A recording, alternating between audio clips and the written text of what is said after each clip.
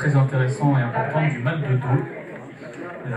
Et nous accueillons Pierre Bouget, qui est l'un des fondateurs de K3W. Je vous laisse la parole. Bien, bonsoir à tous. Du coup, je vais me présenter rapidement. Je suis Pierre Bouget, je suis masseur kinésithérapeute en libéral et je suis un des cofondateurs de K3W. C'est une société spécialisée en prévention santé. En fait, on aime dire qu'on aime agir dès la naissance jusqu'à la fin de vie pour promouvoir la santé par la prévention. Donc, je suis très heureux de donner cette conférence car je suis convaincu que le partage de connaissances qui peuvent être basiques peut éviter un certain nombre de lombalgies. Donc, ça va être le sujet d'aujourd'hui. D'autant plus dans notre système de santé, qui est un système de santé qui est très bon pour soigner, mais qui est encore perfectible pour guérir. Le système de prévention français, en fait, c'est un petit peu le parent pauvre de ce système, du système de santé. Donc, c'est important qu'on ait des temps comme ça pour parler. Donc, je remercie les organisateurs de la Journée de la Santé, et aussi Groupama qui m'a demandé de participer à cette conférence. L'objectif de cette mini-conférence, ça va être de rendre les choses claires concernant le mal de dos. Je m'excuse d'avance s'il y a des professionnels de santé dans la salle. Je vais vulgariser un certain nombre de choses, donc vous m'excuserez, j'ai pas l'impression qu'il y en ait. Donc voilà. Le mal de dos, en fait, on en fait toute une histoire, mais c'est quelque chose de particulièrement simple. On parle de tour de rein, de lombalgie, de lumbago, mais sans savoir vraiment de quoi on parle et ce que ça procure sur le corps. Et en termes de prévention, c'est pareil, on entend tout et son contraire. Je dois me tenir droit, je dois pas bouger, je dois bouger, je dois faire du sport, pas de sport, du repos, et on sait plus où donner de la tête. En fait, l'objectif de cette conférence, c'est de vous rendre expert avant tout de votre propre corps et de savoir avant tout réagir dès l'apparition des premiers symptômes et savoir comment lutter avant l'apparition de ces premiers symptômes, en termes de prévention. Donc c'est parti, on va commencer. Alors, le mal de dos, on l'apparente au mal du siècle, hein, c'est une expression qu'on a beaucoup entendu parler.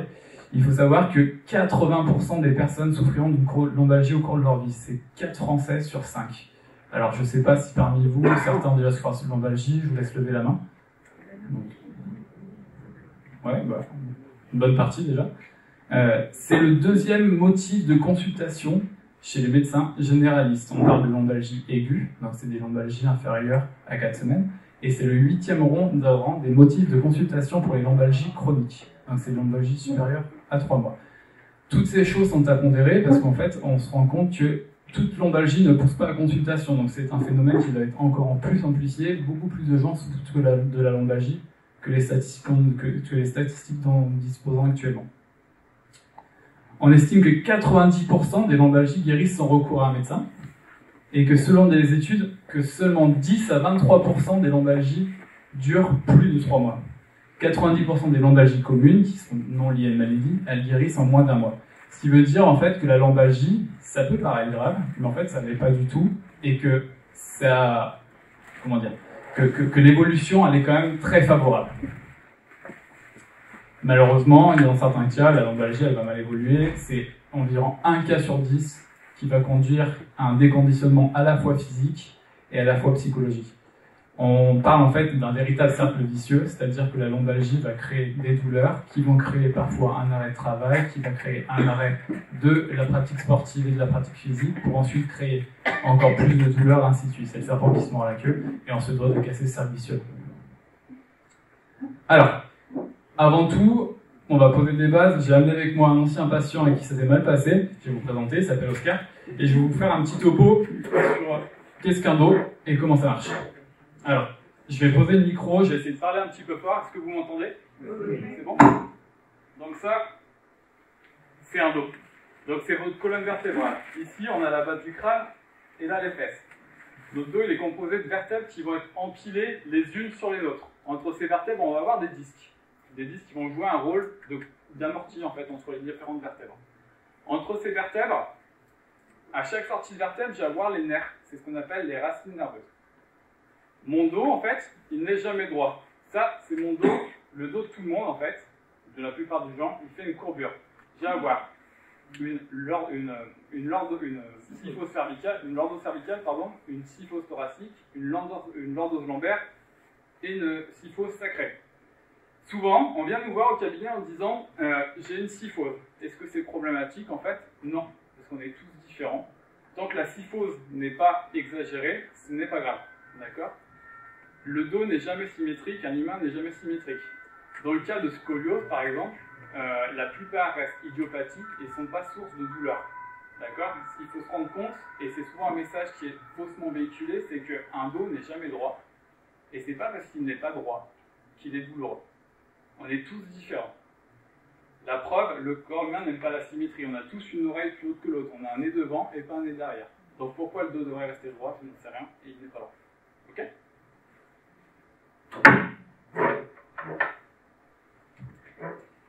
Alors je vais reprendre mon micro, j'espère que vous m'entendez mieux.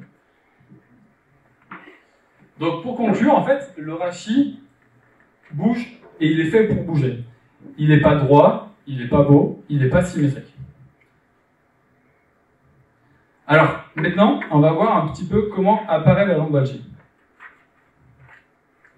Allez, je ressors mes petites notes.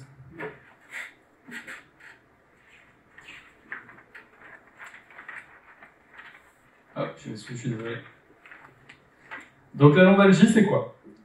C'est une douleur localisée dans le bas du dos qui touche autant les hommes que les femmes. Elle peut créer des irradiations, des douleurs qui descendent au niveau de la jambe, c'est-à-dire ce qu'on appelle une sciatique. Est-ce que quelqu'un a déjà une sciatique dans la salle? Ouais, donc ça parle à beaucoup de monde. Donc une sciatique, c'est une douleur qui va être représentée à la face postérieure de la jambe. Alors c'est pas un signe de gravité du tout. Les signes de gravité d'une lombalgie, c'est ce qu'on appelle nous les drapeaux rouges en tant que kiné ou médecin. Ça va être des problèmes de continence, des problèmes de mobilité, c'est-à-dire je ne vais pas pouvoir monter sur la pointe des pieds et ni pouvoir lever les talons. Et ça concerne qu'une faible proportion de toutes les lombalgies. Ce qui est important à garder en mémoire, et dans ce rôle-là, c'est ce que je vous conseille de vraiment garder en mémoire, c'est que la gravité n'est pas proportionnelle à la gravité de la lésion. C'est que, la douleur n'est pas proportionnelle à la gravité de la lésion. Une lombalgie, ça peut faire très mal, mais dans la plupart du cas, ce n'est pas grave. D'accord ? Donc, la douleur, en fait, c'est une irritation d'une structure et d'un tissu. L'intensité de la douleur, elle n'est pas proportionnelle à la gravité de la lésion. Et la douleur ne veut pas forcément dire dégâts. Je vais prendre l'exemple tout simple du lumbago. Est-ce que ça parle à tout le monde? Le lumbago, en fait, c'est juste un spasme musculaire. C'est-à-dire que ça va arriver lorsque je vais me baisser, que je vais me relever rapidement. Mes muscles vont spasmer et ça va me faire très mal. En soi, il n'y a aucun dégât dans mon corps. J'ai juste une contraction musculaire. Si vous ne me croyez pas, mesdames, je vais vous demander, vous, celles qui ont des enfants, une contraction à la naissance, ça porte bien son nom, c'est une contraction musculaire. Et ça fait, apparemment, horriblement mal. D'accord? Donc, un trouble, une douleur, une lombalgie, c'est avant tout un déséquilibre. Ce déséquilibre, il va être ancré entre les capacités du corps d'un côté, c'est les capacités qu'ont chacun à supporter à certaines contraintes, et beaucoup plus de contraintes de l'autre côté, c'est-à-dire que des contraintes qui vont être plus fortes que les capacités du corps à le supporter. On va avoir un véritable déséquilibre. Les capacités du corps vont être marquées par les facteurs individuels. Les facteurs individuels, c'est l'âge de la personne, le genre, l'état de santé, les antécédents et la sédentarité. Mais la sédentarité, globalement, ça va être le fait de rester beaucoup trop longtemps assis sur la journée. C'est à différencier de l'inactivité physique, qui va être le fait de ne pas pratiquer d'activité physique. Il y a des facteurs psychosociaux, donc, qui vont être le stress, l'estime de soi, le soutien social ou l'avenir incertain. Ça va être un petit peu dans quel contexte de vie on se situe. Les facteurs psychologiques, globalement, sont vraiment des éléments qui vont aller modifier les douleurs que vous allez ressentir et là aussi l'intensité de la douleur que vous allez ressentir. Les facteurs biomécaniques, eux, globalement, c'est tout ce qui va toucher au corps. Okay ? Donc ça va être le port de charges lourdes, les mouvements répétitifs et les postures maintenues. C'est tous les facteurs auxquels on est en contact quand on fait une activité professionnelle, par exemple, quand on fait de la manutention, ou même quand on est chez soi, quand on fait le jardin ou qu'on fait une activité physique. C'est tous les éléments que notre corps va devoir supporter pour passer la journée. Et les facteurs organisationnels, donc ça va être principalement pour ce qu'on va avoir au boulot qui peuvent être cause de TMS et donc de douleurs au niveau du dos. Ça va être le manque de temps de pause, le manque d'alternance dans les tâches. À savoir que le fait de répéter la même activité toute une journée sera beaucoup plus délétère que de pratiquer cette activité, en pratiquer une autre en pratiquer une autre, en pratiquer une autre, sur la même période de temps.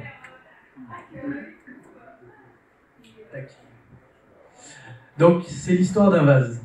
En fait, c'est l'histoire d'un vase, c'est comment apparaît un TMS. Et donc, pour le coup, sur le thème, une lombalgie.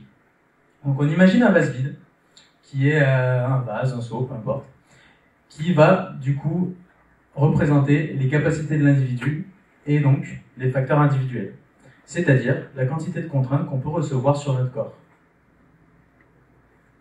L'eau, ça va être les facteurs organisationnels, par exemple, les contraintes qu'on va avoir au cours de la journée.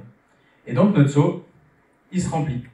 Les facteurs psychologiques, comment je me sens en ce moment, quelles difficultés je peux rencontrer dans ma vie. D'autres facteurs qui vont continuer de s'ajouter à notre seau. Donc notre seau, il faut le voir comme notre corps, les capacités de notre corps.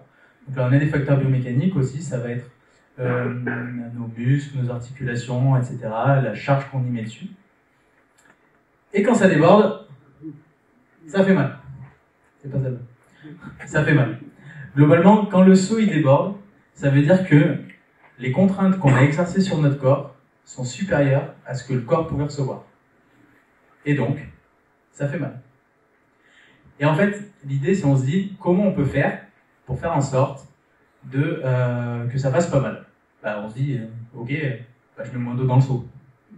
Si je reste tout en bas, ça fera pas mal. Autrement dit, si je reste sur mon canapé, ça fera pas mal. Et ben l'idée, c'est que pas vraiment. Puisque quand on met zéro contrainte, le corps il est malin, il se dit mais lui là il a un grand seau pour rien, je vais lui mettre un petit seau.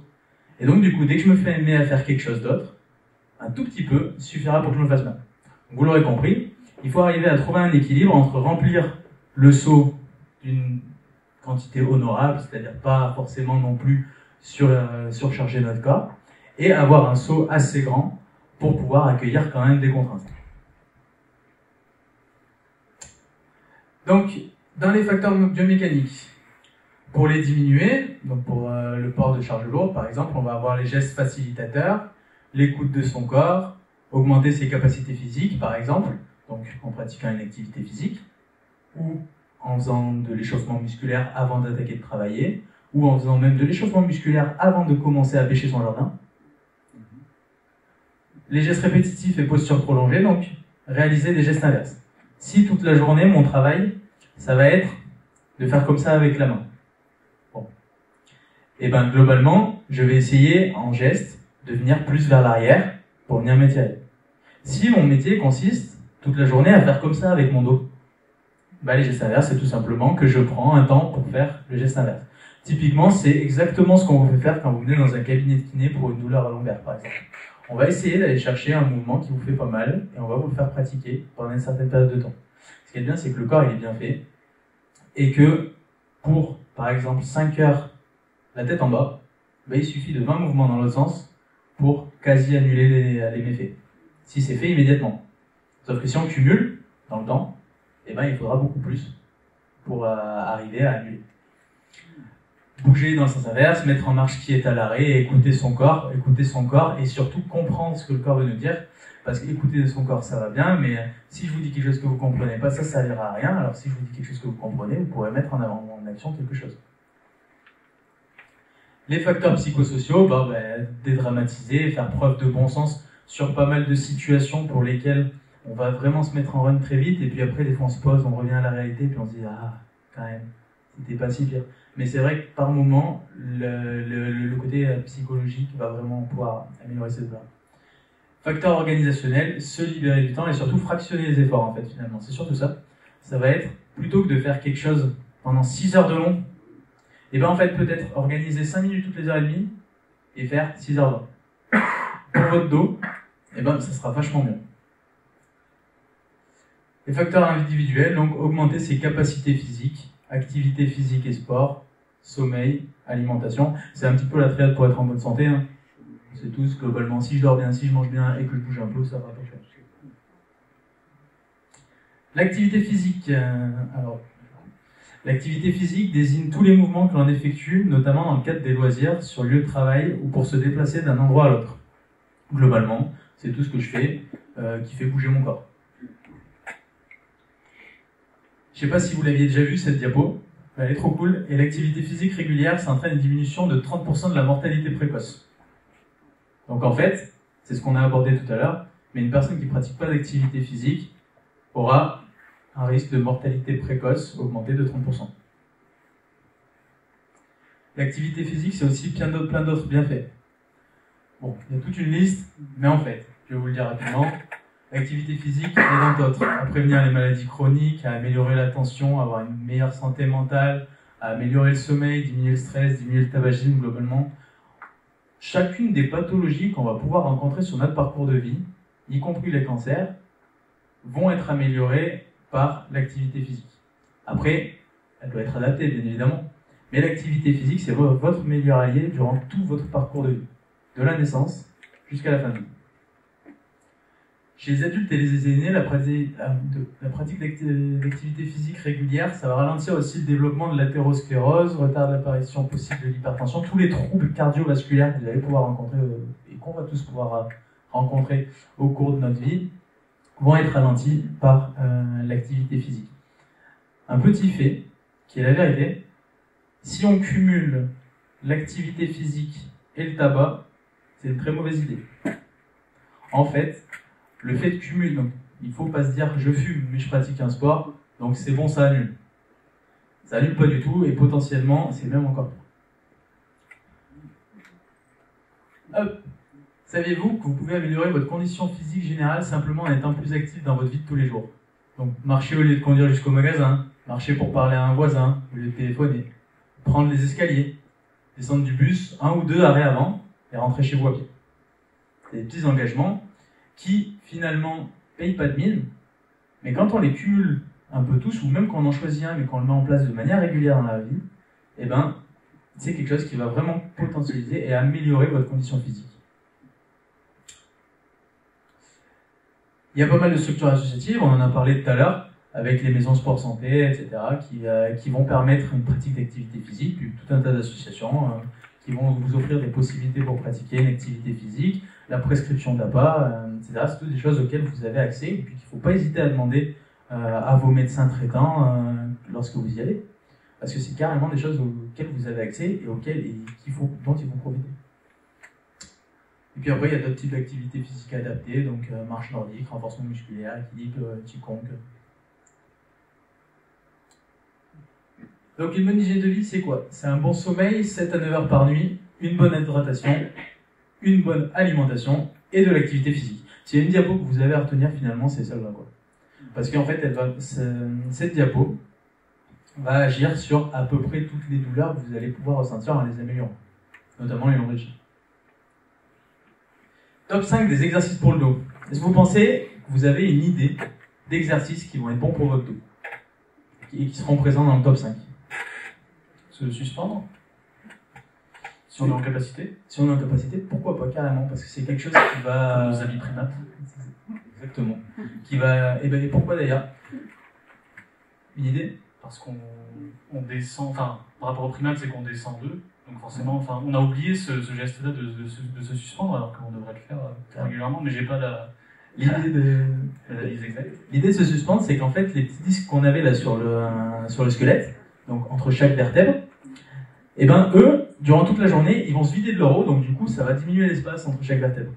Et ben le fait de se suspendre va recréer cet espace, et donc du coup, va venir décomprimer les racines nerveuses. C'est pour ça que ça fait autant de bien. Après, suspendre dans sa cuisine, ça peut être un peu compliqué. Enfin, c'est ça. Faut pas casser les meubles. C'est ça. C'est un marrant. Et c'est ça. Bouge de cette maudite chaise. Il y a des concernés dans la salle. Donc, globalement, pour éviter les douleurs, les 5 meilleurs exercices, c'est juste de bouger. Bougez comme vous aimez, bougez quand vous voulez, mais bougez. Merci de votre attention et désolé pour le petit désagrément. Merci. Merci beaucoup. Est-ce qu'il y a des questions? Parce qu'on a vu qu'il y avait beaucoup de mains qui s'étaient levées quand on parlait mal de dos, lombalgie ou d'autres types. Est-ce qu'il y a des interrogations? Non? Peut-être des petits exercices qu'on peut faire au quotidien, des petites choses, des choses simples, accessibles à tout le monde. Bah, ce qu'on peut même faire, c'est peut-être tous se lever. Ouais, on peut peut-être illustrer quelque chose.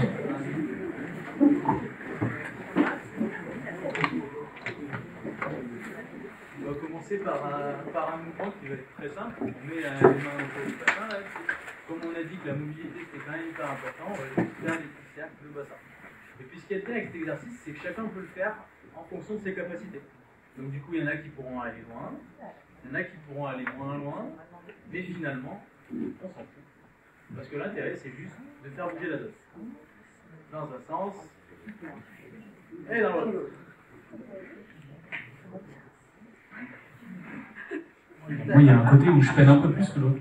Ouais, parce que généralement, il y a toujours un côté préférentiel. Tac, et puis ensuite, bon, là on s'intéresse à notre dos. Quand on s'intéresse à notre dos, il faut aussi faire bouger nos pieds, c'est hyper intéressant. Donc, juste monter sur les pieds, on tient 2-3 secondes et on redescend. Et puis ça, on peut se dire que tous les matins, allez, pour me mettre en route, j'en fais une dizaine. Les bienfaits de ça, ils vont autant être cardiovasculaires, en activant le système sanguin, parce que sous le pied, on a une sorte de pompe qui fait revenir le sang vers la chair, que en termes de mobilité et d'activité musculaire. Est-ce que vous sentez vos mollets chauffer un petit peu? Non, moi je les saute. Il est trop musclé, monsieur, c'est pour ça. Ouais. Tac. Et puis après, du coup, on peut carrément se dire, allez, c'est autour des hanches. Je suis un peu raide, donc je vais aller chercher. Et ça, c'est un super exercice pour le coup, en cas de douleur artificielle. En cas de douleur artificielle, on va commencer à monter comme ça, et juste pour faire bouger au début. Et puis petit à petit, on va pouvoir gagner. Mais quand même, ce qui est pas mal, c'est de faire bouger le dos. Du coup, on va faire comme ça. Et on va partir d'un côté en gardant les pieds fixes et puis de l'autre. Et entre ça et notre mouvement de bassin, eh ben, on a déjà utilisé 80% globalement des secteurs de mobilité. Ah, le yoga est une bonne pratique. Et puis, si on a la place devant soi, on vient un petit peu devant. Ça, c'est un mouvement qui n'est pas du tout interdit, qui est super bien. Quand on est raide comme moi et comme mon compère le du coup. Vraiment, carrément. C'est un exercice qui nous arrête très vite. Et puis après, on revient en arrière.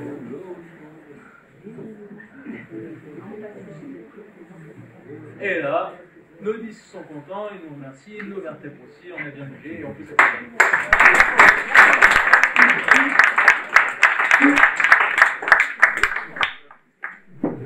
Ces exercices ne vous ont pas donné des questions, tout le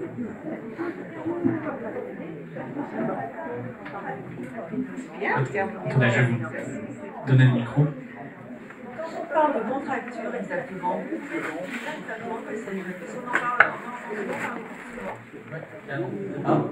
Contracture, de manière générale, ça va être un terme qui va être utilisé pour dire ok, votre muscle il a mal.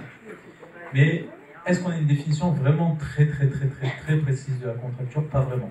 Moi, ce que je peux vous expliquer, c'est que quand on a une contraction musculaire qui va être exagérée, on va avoir une sorte de raccourcissement du muscle, une sorte de boule. Pas une boule à proprement parler, hein, mais une sorte de petite boule, un petit nœud qui va se faire dans le muscle, qui va faire mal. Mais une contracture n'est pas une courbature. Une contracture, ça va être pendant ou tout de suite à la suite d'un effort. La courbature, ça va être plus longtemps après. Mais globalement, c'est un petit nœud qui va se faire dans le muscle qui va faire mal et puis qui nous empêche là tout de suite, bon, il faut que je fasse une pause. C'est une sorte de perception douloureuse qui nous informe de la nécessité de faire une pause. Et la différence avec une sciatique? La différence entre une sciatique et une contracture, c'est deux choses totalement différentes. Globalement, une sciatique, en fait, on appelle ça sciatique parce que c'est une irritation du nerf sciatique. Ça fait mal, Non. En fait, une sciatique, ça descend, ça suit un trajet très spécifique. Alors, il n'est pas forcément douloureux sur tout le trajet, il peut être douloureux qu'à certains endroits du trajet ou être douloureux qu'à un endroit localisé. Mais globalement, ça suit le trajet du nerf sciatique et ça peut être lié à différentes choses, mais on va dire que c'est une irritation du nerf sciatique à un endroit de son trajet qui fait une douleur à type de comme une petite décharge électrique ou quelque chose qui chauffe, qui descend derrière la vis. Ça, c'est une sciatique. Alors qu'une douleur vraiment lombaire, à ce niveau-là, ce ne sera pas nécessairement, pas obligatoirement une sciatique. Il y a aussi les cruralgies. Ouais, ben la cruralgie, c'est comme la sciatique, mais de l'autre côté. Oui, devant. C'est ça. La tendinite. Et la tendinite, alors la fameuse tendinite. Ben, la tendinite, là, c'est plus un nerf, c'est un tendon. Mais c'est un tendon qui a travaillé globalement peut-être un peu trop longtemps, peut-être un peu, et qui a mal cicatrisé. Mais globalement, on a plein de manières de manager une tendinite. Est-ce qu'une sciatique peut être due au stress? Alors oui, globalement, elle peut être due au stress, mais pas nécessairement directement. C'est-à-dire que le stress va pouvoir entraîner des changements corporels qui vont aller irriter le nerf pour créer une sciatique. Parce qu'une sciatique vraie, c'est une irritation du nerf, donc il faudra forcément qu'il y ait une composante physiologique quand même quelque part. Enfin, une composante soit osseuse, articulaire, musculaire. Mais le stress peut carrément en être un vecteur. Elle passe d'un côté, elle passe de l'autre. C'est quand... Il y a des mots, c'est de ce côté, non, c'est de l'autre. Et soit c'est qu'elle est bilatérale, donc que les deux nerfs sont irrités et s'expriment pas nécessairement en même temps, soit c'est que c'est peut-être différent d'une sciatique. Quand on conduit longtemps, est-ce qu'il faut mettre une ceinture? Non. Non. Non. En fait, il faut juste garder une mobilité. Mettre une ceinture, ça sera pas vraiment ça sera jamais une bonne raison à long terme. C'est-à-dire que mettre une ceinture, ça va être la chose qui va... c'est comme je mets une chevillère juste après avoir fait une entorse. Je garde pas une chevillère tout le temps. Une ceinture, c'est pareil. Ça va être plus pour casser le cycle douloureux tout de suite pendant 2 à 3 semaines et puis après, on remuscle la zone, on redonne de la mobilité, etc. Si ça fait mal quand on roule, ce qu'on peut faire, c'est aménager des pauses. Des pauses sur le trajet. Et quand on fait les pauses sur le trajet, on fait des mouvements pour le dos. Les crampes, par exemple, les crampes, c'est pareil, c'est une manifestation musculaire qui va pouvoir avoir différents tenants et aboutissants. Globalement, une activité prolongée sur un muscle peut créer des crampes. C'est qu'il nous dit, écoute mon grand, t'as bien travaillé, maintenant il faut que tu fasses un petit peu de repos. Ça peut être lié à l'hydratation, à malnutrition, ça peut être lié à plein de choses, globalement. Mais c'est une souffrance musculaire. Ouais. Il nous reste quelques minutes.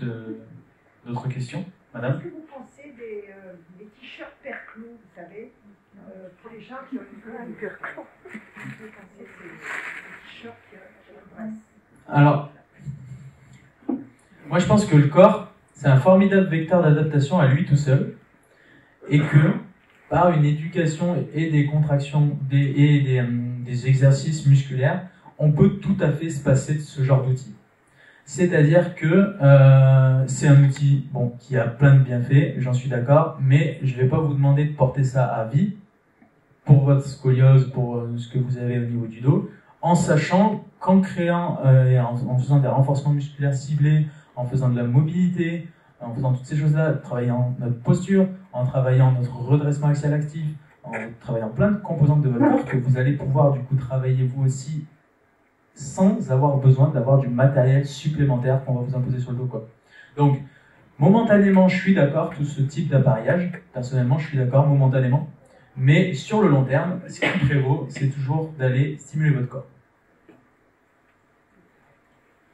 D'autres interrogations, peut-être? Votre...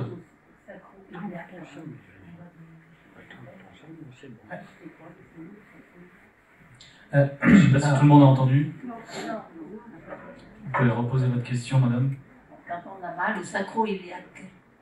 Le sacro-iliaque. Partie inférieure. En gros, ça c'est le sacrum. Ça c'est les ailes iliaques.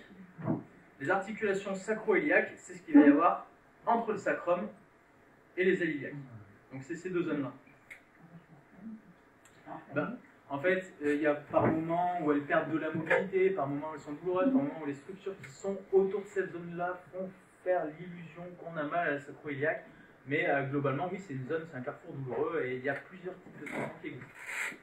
Mais qui est qui est essentiellement physique. Hein. C'est essentiellement du mouvement, parfois des mobilisations passives, mais globalement, ça passe pas par là. Eh bien, merci à tous.